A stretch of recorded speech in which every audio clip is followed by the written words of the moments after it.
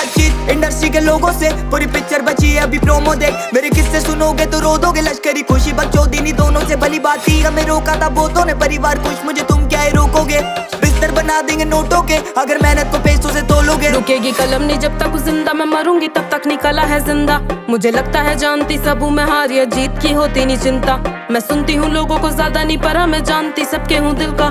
मेरे होते पड़ोसी अमीर जो पैसा या बातें बनाने से मिलता, लो आदत डाल मैं रुकू ये होगा नहीं सोचा नहीं किसी ने, करूंगी सब पैसों से लाखों का भरूंगी पेट में। मुझे नहीं कमाना भरने को घर, पहले भी बोला है मकसद नहीं है मेरा कमाना पैसा या कमाना फेम।